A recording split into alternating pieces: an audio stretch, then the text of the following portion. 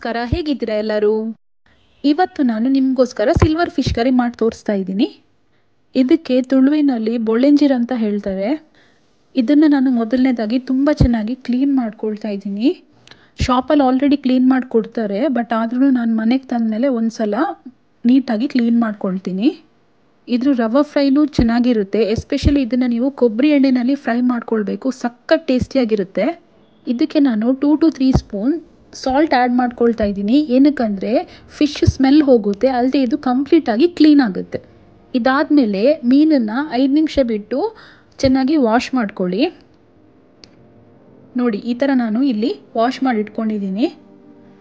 ಇನ್ನು ನಾನಿಲ್ಲಿ ಮಸಾಲೆ ಮಾಡ್ಕೊಳ್ಳೋದಕ್ಕೆ ಒಂದು ಅರ್ಧ ಕಡಿ ತೆಂಗಿನ ತುರಿ ತೊಗೊಂಡಿದ್ದೀನಿ, 2 ರಿಂದ 3 ಬ್ಯಾಡಗಿ ಮೆಣಸು, ಖಾರಕ್ಕೆ ನಮ್ಮ ಸೈಡು ಗಿಡ್ಡ ಮೆಣಸು ಅಂತ ಅಂತೀವಿ, ಈ ಬ್ಯಾಂಗ್ಳೂರ್ ಸೈಡ್ ಏನಂತಾರೆ ನನಗೆ ಗೊತ್ತಿಲ್ಲ, 2 ಸ್ಪೂನ್ ಧನಿಯಾ, ಅರ್ಧ ಸ್ಪೂನ್ ಜೀರಿಗೆ, 5 ರಿಂದ 7 ಮೆಂತೆಕಾಳು, ಈರುಳ್ಳಿ, ಬೆಳ್ಳುಳ್ಳಿ ಹಾಗೂ ಸ್ವಲ್ಪ ಹುಣಸೆ ಹಣ್ಣನ್ನು ತೊಗೊಂಡಿದ್ದೀನಿ.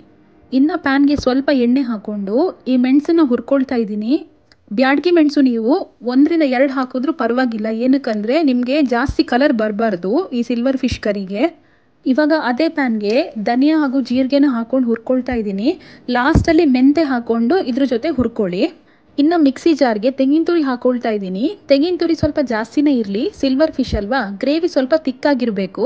ಅದಾದಮೇಲೆ ಚಿಟಿಕೆ ಅರಿಶಿನ, ಅದಾದಮೇಲೆ ಮೆಣಸನ್ನು ಹಾಕ್ಕೊಳ್ತಾ ಇದ್ದೀನಿ. ಇಷ್ಟು ಹಾಕ್ಕೊಂಡು ಫಸ್ಟಿಗೆ ನೀವು ಗ್ರೈಂಡ್ ಮಾಡ್ಕೊಳ್ಬೇಕಾಗತ್ತೆ.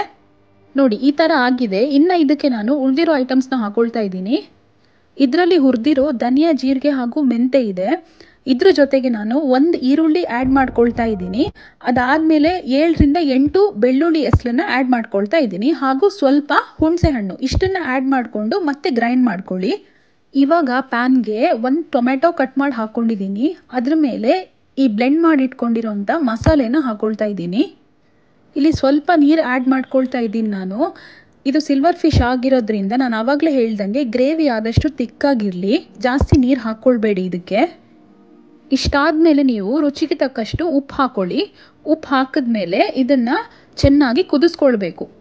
ಇದನ್ನು ಕಂಪ್ಲೀಟಾಗಿ ಕುದಿಸ್ಕೊಂಡು ಹಸಿ ವಾಸನೆ ಹೋದ್ಮೇಲೆ ನೀವು ಮೀನನ್ನು ಹಾಕ್ಕೊಳ್ಬೇಕಾಗುತ್ತೆ. ನೋಡಿ, ಈ ಥರ ಚೆನ್ನಾಗಿ ಕುದಿಸ್ಕೊಳ್ಬೇಕು. ಇದಿವಾಗ ಆಗಿದೆ. ನಾನು ಇನ್ನು ಇದಕ್ಕೆ ವಾಶ್ ಮಾಡಿ ಇಟ್ಕೊಂಡಿರೋವಂಥ ಫಿಶ್ನ ಆ್ಯಡ್ ಮಾಡ್ಕೊಳ್ತಾ ಇದ್ದೀನಿ. ಫಿಶ್ ಆ್ಯಡ್ ಮಾಡಿದ ನಂತರ ಇದನ್ನು 5 ನಿಮಿಷ ಕುದಿಸ್ಕೊಳ್ಳಿ, ಜಾಸ್ತಿ ಕುದಿಸೋಕ್ಕೆ ಹೋಗಬೇಡಿ. ಇದ್ರ ರೆಸಿಪಿ ಎಷ್ಟು ಈಸಿ ಇದೆ ಅಷ್ಟೇ ಟೇಸ್ಟಿಯಾಗಿದೆ. ನೀವು ಕೂಡ ಇದನ್ನು ಮನೆಯಲ್ಲಿ ಖಂಡಿತ ಟ್ರೈ ಮಾಡಿ ನೋಡಿ. ಇದು ವೈಟ್ ರೈಸ್ಗೂ ಚೆನ್ನಾಗಿರುತ್ತೆ, ಬಟ್ ಬಾಯ್ಲ್ಡ್ ರೈಸ್ಗಂತೂ ಒಳ್ಳೆ ಕಾಂಬಿನೇಷನ್. ಇದು ಆಗಿದೆ. ಇನ್ನು ಇದಕ್ಕೆ ನಾನು ಈರುಳ್ಳಿ ಹಾಗೂ ಬೆಳ್ಳುಳ್ಳಿ ಒಗ್ಗರಣೆ ಹಾಕ್ಕೊಳ್ತಾ ಇದ್ದೀನಿ. ಇಲ್ಲಿ ನಾನು ಕೊಬ್ಬರಿ ಎಣ್ಣೆ ತೊಗೊಂಡಿದ್ದೀನಿ. ಏನಕ್ಕಂದರೆ ಕೊಬ್ಬರಿ ಎಣ್ಣೆಯಲ್ಲಿ ಒಗ್ಗರಣೆ ಹಾಕ್ಕೊಂಡ್ರೆ ಟೇಸ್ಟ್ ಇನ್ನೂ ಚೆನ್ನಾಗಿ ಬರುತ್ತೆ.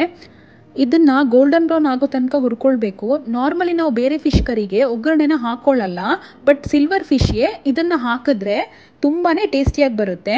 ಸೊ ಫೈನಲ್ ಆಗಿ ಇದು ರೆಡಿ ಆಗಿದೆ. ನಿಮ್ಗೆ ಈ ವಿಡಿಯೋ ಇಷ್ಟ ಆಗಿದೆ ಅಂತ ಅಂದ್ಕೊಳ್ತೀನಿ.